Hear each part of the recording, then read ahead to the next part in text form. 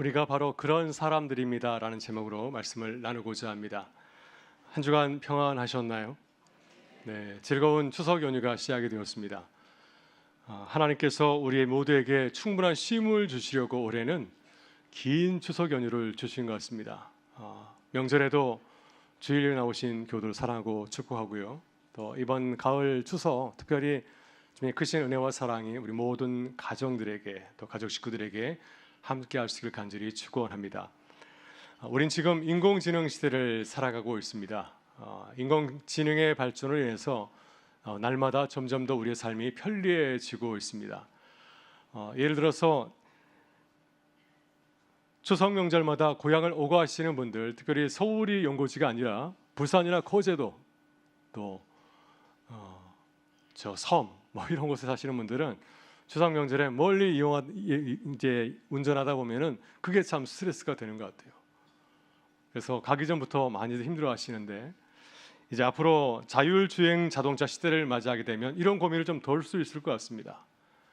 그 시대에는 운전하지 않아도 됩니다. 알아서 다 하기 때문에.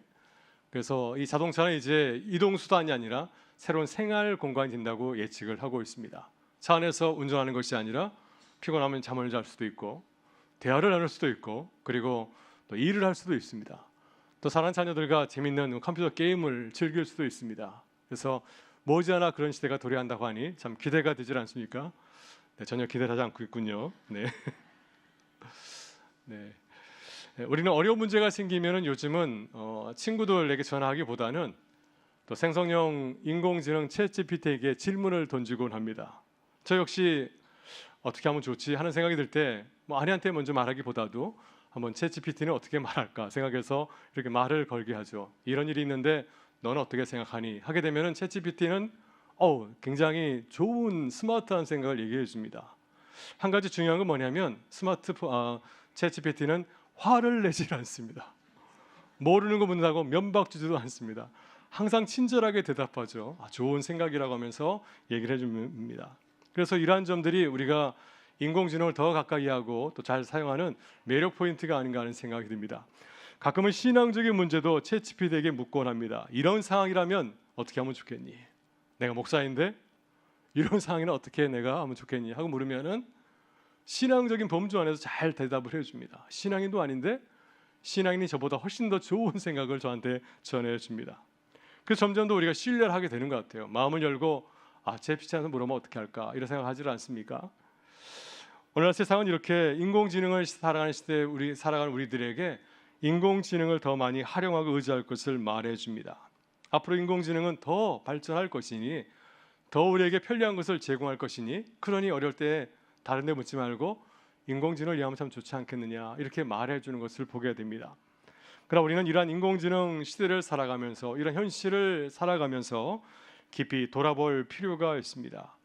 왜냐하면 우리는 세상에 속한 자들이 아니라 하나님께 속한 자들이기 때문이죠.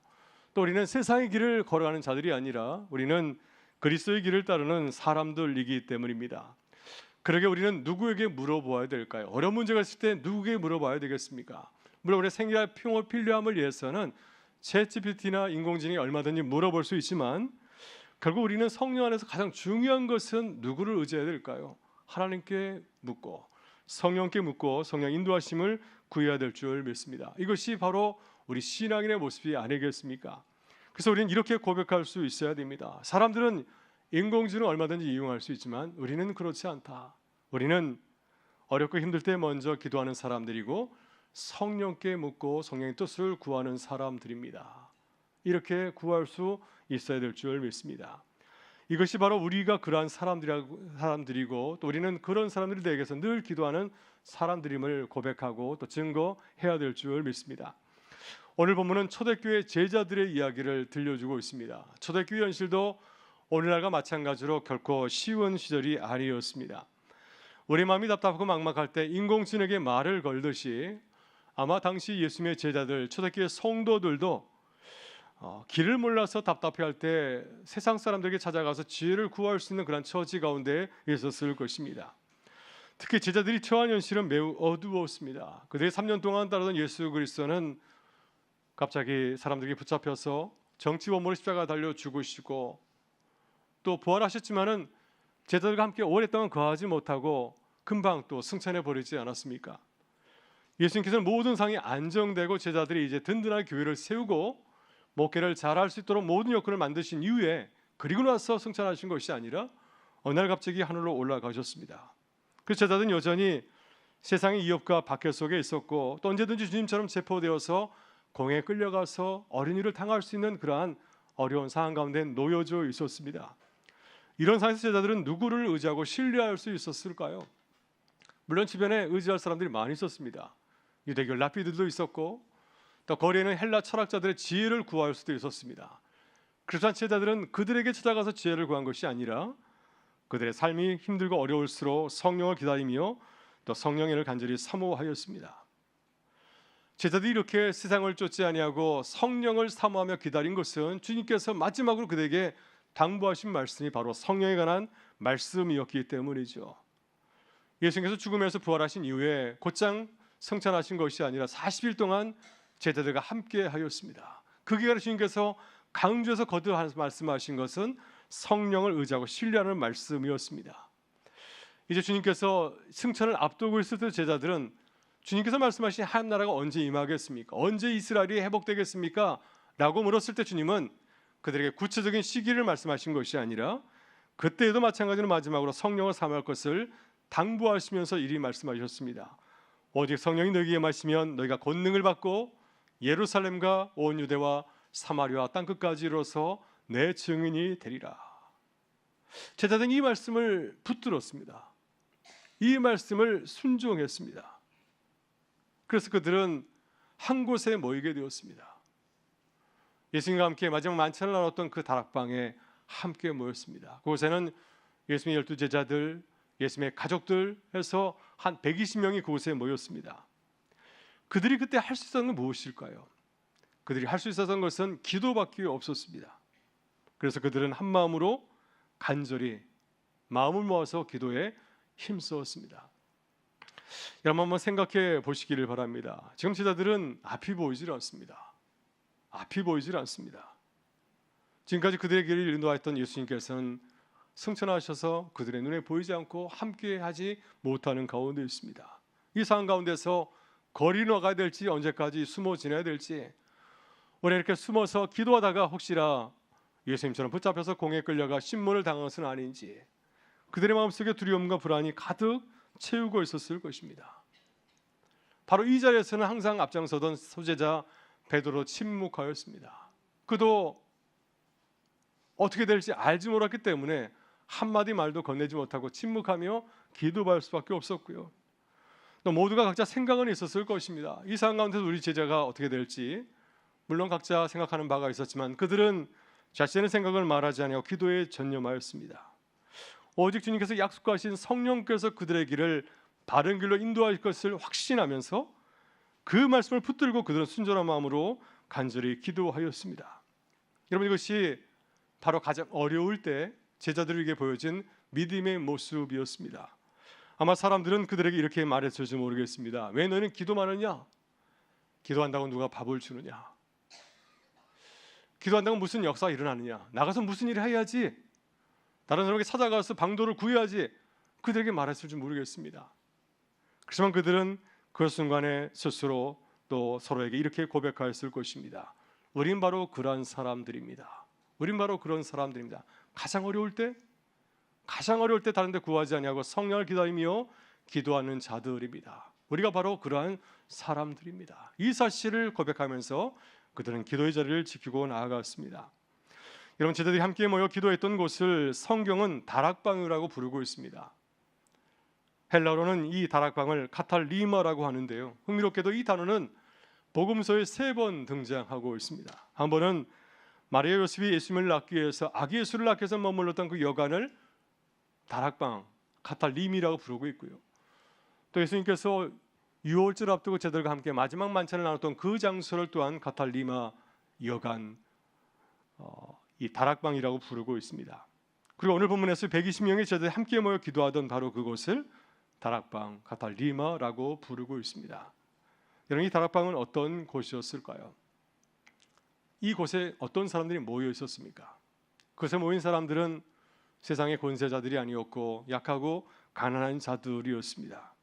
마리아 요셉은 사랑하는 아내가 아이를 낳을 곳을 구하지 못하여서 여간의 객실을 잡지 못하고 그 옆에 구유에서 아이를 낳았던 참 가난한 여행자, 젊은 부부에 불과하였습니다. 또 예수님과 함께 마지막 만찬을 나눴던 그 방에 모여 있었던 그들은 당시 유대교의 권력자들에 비해서는 참으로 무력한 자들이었습니다. 그리고 오늘 오순절 다락방에 모였던 120명의 제자들도 마찬가지이죠. 그들은 두려움에 떨면서 갈 바를 알지 못한 채 그들이 할 수 있는 것은 오직 한 가지, 기도하는 것밖에 없었습니다. 기도하는 것이 그들이 할 수 있는 전부였습니다. 여러분, 이것이 다락방에 모여 있었던 제자들의 모습이 아닌가요? 이 다락방은 그들의 모습을 참 많이 닮았습니다. 참 초라하고 낮은 그러한 곳이었지만, 좁은 비좁은 공간이었지만은 바로 그것은 하늘과 땅을 잇는 거룩한 자리이기도 하였습니다. 바로 그것은 기도의 장소였습니다. 비좁은 공간이었지만은 남들은 주목하지 못하는 한낱 방에 불과할지 모르겠지만 그 방은 굉장히 중요한 하늘과 땅을 잇는 공간이었습니다. 그 제자들이 그 다락방에서 간절히 기도하게 될 때 어떤 역사가 일어나게 되었습니까? 하늘과 땅을 잇는 거룩한 교회로 거듭나는 은혜를 누리게 되었습니다. 오늘 보면은 바로 그 다락방에서 일어났던 역사적인 한 사건을 우리에게 전하고 있습니다. 여러분, 생각해 보면은 사람들은 좁은 다락방에 모여서 기도하던 120명의 그 성도들 제자들을 어떻게 바라봤을까요? 아마 그들을 답답하게 바라봤을 것입니다. 저들이 기도한다고 무슨 변화가 일어날 수 있을까? 아마 저들은 며칠 기도하다가 다 사라지고 말 것이다. 아무런 기도도 하지 못했을 것입니다. 그러나 제자들은 사람들이 이러한 생각을 완전히 뒤엎지 않았습니까?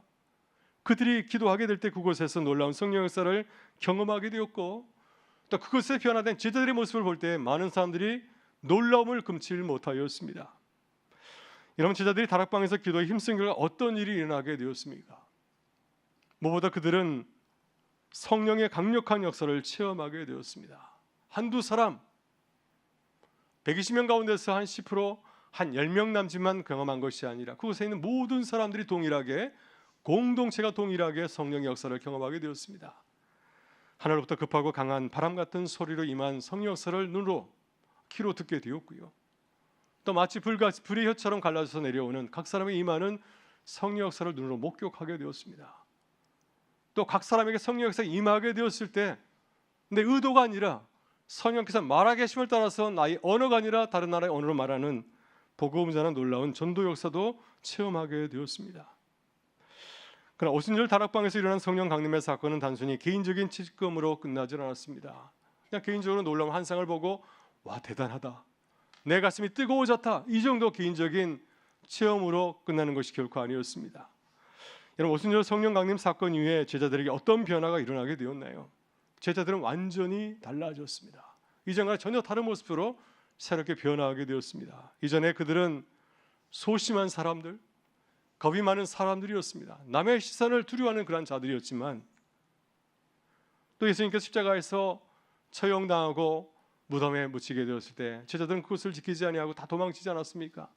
혹시나 나에게 이런 화가 닥치는 것은 아닌가? 나도 저 예수님처럼 사람들에게 붙잡혀서 이러한 바퀴를 걷는 것은 아닌가 하는 생각에 모두 다 도망쳐 버렸고, 계집종 앞에서도 주님을 모른다고 부인하던 그런 자들이었습니다.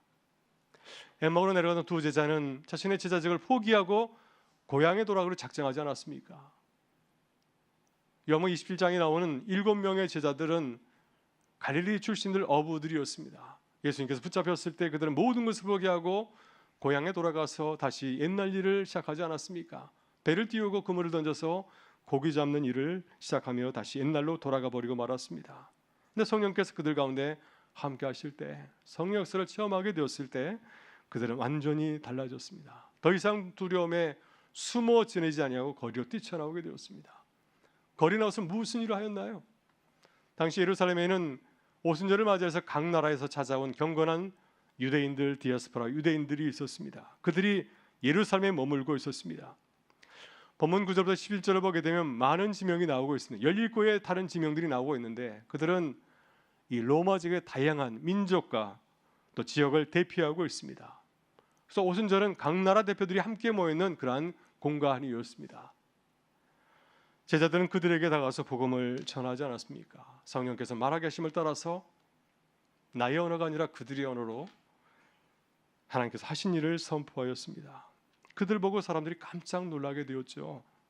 그들의 말투하고 차례만 보아도 변두리 출신 대단한 사람들이 아니도 불구하고 그들이 아주 유창한 외국어로 자신들에게 하나님이 하신 일, 성령께서 하신 일을 증거하고 선포하였기 때문입니다. 그들이 서로 말했습니다. 아니 이게 어찌된 일인가? 우리 각자가 모두 자신의 나라의 말로 하나님의 크신 일을 듣고 있지 않는가? 어떻게 이것이 된 일인가 하면서 깜짝 놀라하였습니다. 또 그들 가운데 이것을 믿지 못하여서 오히려 거리를 두면서 제자들을 바라보며 비웃는 자들도 있었습니다. 저 사람들은 술 취한 게 맞다. 밤새 술을 마시고 이상한 소리 하나보다 하면서 그들을 무시하며 거리를 두었습니다. 여러분, 이렇게 사람들의 반응을 보면 제자들은 완전히 달라진 것을 알 수가 있지 않습니까? 그들은 그 전에 이제 익명의 존재되었지만 이제 예루살렘에서 주목받는 관심의 대상이 되었고요. 그리고 나아가서 새로운 시대를 여는 주인공으로 우뚝 서게 되었습니다. 여러분, 어떻게 우리가 이 제자들처럼 새로운 역사를 이끌어가는 그런 쓰임받는 주님의 사람이 될 수 있을까요? 여러분, 지난 가을 부흥회 때 은혜 많이 받으셨습니까? 네, 두 분이 받았다고 대답하였습니다. 예, 저도 3일간 앞자리에 앉아서 말씀을 듣고 또 큰 은혜를 받았습니다. 수련을 마치고 저는 이 말씀이 마음에 남더라고요. 세 종류의 새가 있다고. 세상에는 세 종류의 새가 있다는 사실이 좀 마음에 계속 와닿았습니다. 아직도 머리에 남아 있습니다. 첫째, 날개는 있지만 날지 못하는 새가 있다고 하지 않았습니까? 타조와 같은 타조는 날개 좀 날지 못한다고. 또 둘째로 자기 힘으로 힘겹게 나는 새가 있다고 하였습니다. 참새 같은 작은 새는 부지런히 날개짓을 해야 멀리 날아가지만 멀리 날아가지는 못합니다. 가까운 거리를 다닐 뿐이죠.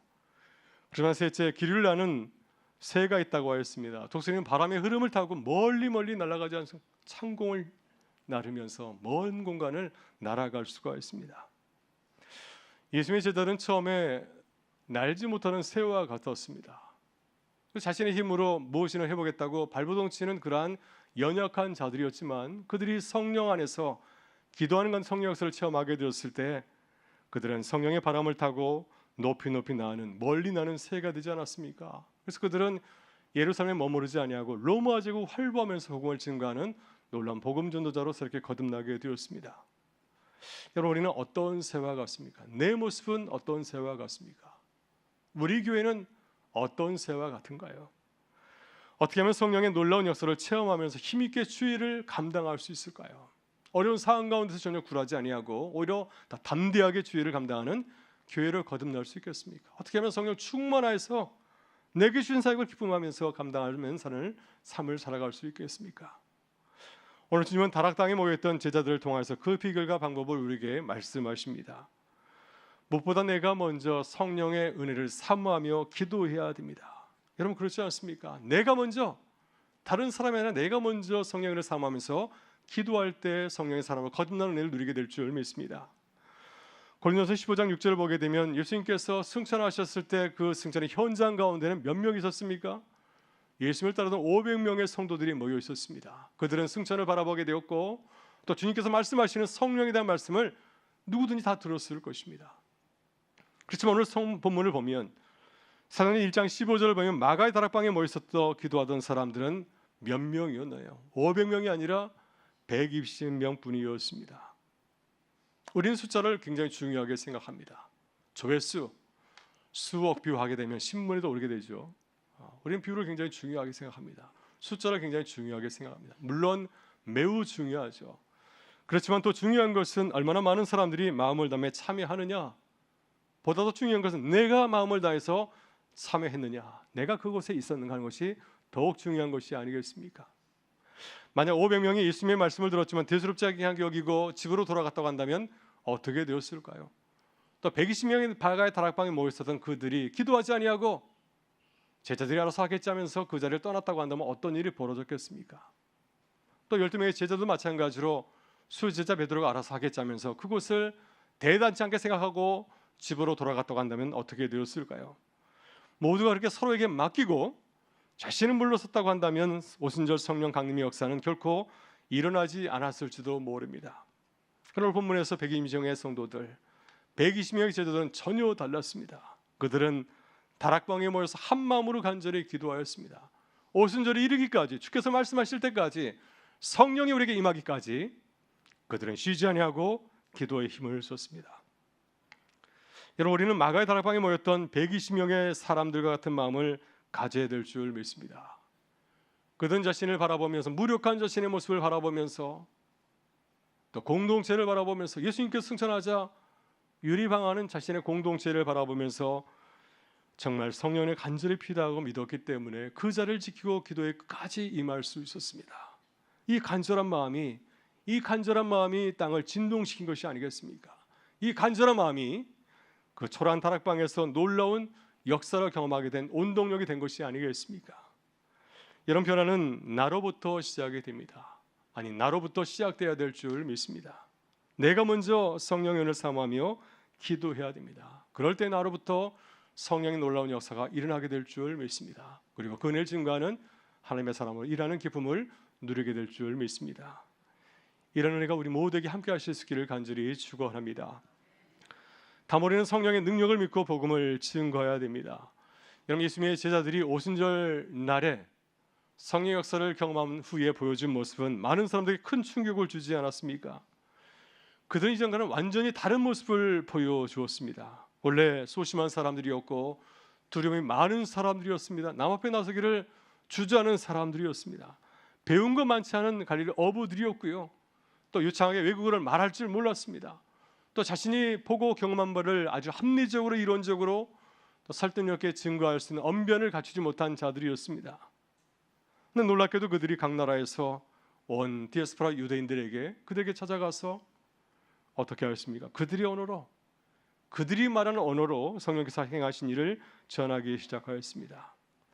사람들이 그 모습을 보면서 깜짝 놀라게 되지 않았습니까? 왜? 그 모습은 그들의 본래 모습이 아니었기 때문에, 이것은 성령 역사가 아니면 도저히 불가능한 일이었기 때문에 그들이 보고 깜짝 놀란 것입니다. 우리는 이 점을 깊이 생각해 보아야 됩니다. 성령께서 하신 일을 사모해야 됩니다. 성령께서 임하시면 어떤 일이 벌어지게 될까? 성령께서 행하실 때 어떤 일이 나에게 일어나게 되었을까? 우리 역시 참으로 부족하고 연약한 자들이 아닙니까? 우리는 세상 속에 담대하게 복음을 전할 능력도 없습니다. 세상에 관심을 받을 수 있는 그런 실력도 갖추지 못하는 것이 사실이 아닌가요? 하지만 성령께서 우리와 함께 하신다고 한다면 우리에게 어떤 일이 벌어지게 될까요? 모두 제자들과 마찬가지로 담대히 복음을 전하며 하나님의 역사를 이루어가는 기쁜 주님의 사람이 될 줄 믿습니다. 이번 가을 부흥에서 우리는 우리의 신분과 정체성에 대한 말씀을 함께 나누었습니다. 우리는 그리스도의 대사라는 말씀을 함께 나누었죠. 우리 함께 아멘으로 고백하였습니다. 우리는 그리스도의 대사라고 고백하였습니다. 여러분, 그리스도의 대사는 하늘과 땅을 잇는 위대한 존재가 아닌가요? 우리는 보통 사람이 아니라 세상과 성령 사이에서 복음을 전하는 사람들입니다. 우리는 사이 사람입니다. 우리는 사이에서 세상과 하나님 사이에서 하늘과 땅 사이에서 복음을 전하며 나눠가는 하나님의 귀한 존재들인 줄 믿습니다. 그러게 우리는 어떻게 해야 될까요? 성령을 간절히 사모해야 됩니다. 그리스도의 대사로 살아가기 위해서 우리에게 필요한 것은 무엇이겠습니까? 하나님의 은혜가 아니겠습니까? 하나님, 어떻게 해야 내가 나의 삶의 자리에서 주의 은혜를 전할 수 있을까요? 이 무력한 내가 내 이 무딘 입술을 가지고 어떻게 복음을 전할 수 있겠습니까? 이렇게 간절히 구할 때 우리도 마찬가지로 성령의 놀라운 은혜와 지혜를 얻게 될 줄 믿습니다. 간절히 사모하게 될 때 어찌 성령께서 우리에게 가만히 계시겠습니까? 우리 함께 하셔서 우리에게 은혜를 주시고 담대하게 복음을 전하는 기쁨을 허락하여 줄 줄 믿습니다. 교우들의 장례식장에 가면은 가족을 다 보게 되지 않습니까? 근데 모두가 다 믿는 분들이 아니세요. 소수의 사람들이 믿고 있고 많은 친척들, 친지들은 주님을 모르는 가운데 있어서 어떻게 장례를 치러야 될지 고민하는 가정들의 모습을 볼 수가 있습니다. 이것이 우리의 안타까운 현실이죠. 그래서 우리는 가정 안에서도 우리 가정의 현실을 바라보면서 무엇을 해야 될까요? 우리는 성령을 간절히 사모해야 됩니다. 하나님, 어떻게 나의 사랑하는 가족들, 자녀들에게 복음을 전할 수 있을까요?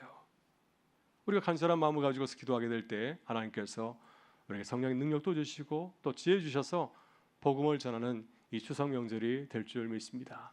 그런 은혜가 이번 이 추석 명절에 임할 수 있기를 주의 이름으로 축원합니다. 마지막 우리는 성령 충만한 공동체로 살아가야 됩니다. 초대교회 제자들이 성령 역사를 체험한 이후에 사람들에게 칭찬과 박수를 받은 것이 아니었죠. 오히려 그들은 사람들에게 조롱과 비난을 들었습니다. 실제로 본 사람들은 제자들을 바라보면서 와, 갈릴리 사람들이 큰일을 했네 하면서 박수 보낸 것이 아니라 전부 시간 사람들이 무슨 일을 한 것이야 하면서 손가락질하지 않았습니까? 11절 보게 되면 제자들이 여러 나라의 언어로 복음을 전했을 때 마찬가지로 사람들은 그들을 존중하고 높이지를 못하였습니다. 저들이 누군데 이런 일을 하고 있는가 하면서 거리를 두면서 그들을 경계하지 않았습니까? 또 어떤 사람들은 이런 제자들의 모습을 보면 조롱까지 하지 않았습니까? 저들이 술에 취한 것이 맞다. 저들의 실력은 도저히 이렇게 유창하게 외국어로 복음을 전할 수 없기 때문에 하면서 그들을 무시하지 않았습니까? 그러나 놀랍게도 제자들은 이러한 세상의 차가운 시선에 조금도 놀라지 않았습니다. 조금도 위축되거나 두려워하지 않았습니다. 이것이 바로 성령의 역사가 아닌가 하는가 생각이 듭니다. 성령께서 그들을 새롭게 변화시켰기 때문에 세상의 시선에 그렇게 아랑곳하지 않았습니다. 세상 사람들의 비난과 조롱을 들으면서 부끄럽고 위축된 것이 아니라 그 모습을 있는 그대로 받아들이지 않았습니까? 그래서 그들은 이렇게 대답하였을 것입니다. 오늘 본문에 나와 있지만 그들은 이렇게 대답하였을 것입니다. 우리가 바로 그런 사람들입니다. 당신들 우리에게 술 취했다 말하지만 우리가 술 취한 것이 아니라 성령 충만한 은혜를 입은 것입니다. 성령께서 우리에게 말씀하시기 하기 때문에 우리가 당신들의 언어로 복음을 전하게 된 것입니다 하면서 자신의 모습을 담대하게 전하지 않았겠습니까? 오늘 우리가 본받아야 될 모습이 바로 이것인 줄 믿습니다.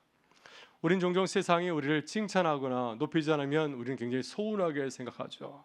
내가 노력했는데 왜 세상은 나를 알아주지 못하나 하면서 억울해하기도 합니다. 근데 본래 그리스도인들이 그런 것입니다. 사람들에게 인정받기보다는 무시당하고 손가락질 당하고 때로는 박해와 핍박을 당하기도 합니다. 근데 중요한 것은 그런 우리의 모습을 부끄러워하지 아니하고 그런 모습을 나의 모습으로 받아들이면서 오히려 그 모습을 통하여서 그리스도를 증거하는 것, 바로 그것이 우리의 모습인 줄 믿습니다. 바라기는 성령께서 우리에게도 그런 마음을 주셔서 우리 어떤 상황, 역경은 나온 데서도 사람들의 반응에 민감하기보다는 우리의 모습을 솔직하게 인정하고 우리의 모습을 통해서 담대하게 복음을 전하는 그러한 믿음의 사람들 되실 수 있기를 주의 이름으로 축원합니다. 오늘 주님은 추석 명절을 보내는 우리에게 말씀하십니다. 성령께서 우리와 함께 하십니다. 성령께서 우리와 함께 하십니다. 그래 성령의 능력을 기대하면서 사모하면서 기도하실 수 있기를 바랍니다. 그래서 우리의 거친 말이 아니라 성령께서 우리에게 말하게 하시는 아름다운 말과 행실을 통하여서 하나님이 행하신 일을 보여주고 증거하는 믿음의 발걸음 되실 수 있기를 바랍니다. 혹시 누군가의 말에 마음이 불편해지더라도 마음에 상처가 될지라도 그걸 일찍 떨쳐버리고 그 상황을 기쁨으로 받아들이시고 오히려 나에게 적대하는 자들을 향해서 기쁨으로 축복하실 수 있기를 바랍니다. 그래서 모든 상황 가운데서 함께 하시는 하나님의 그 은혜를 증거하는 복된 믿음의 발걸음 되실 수 있기를 주의 이름으로 축원합니다.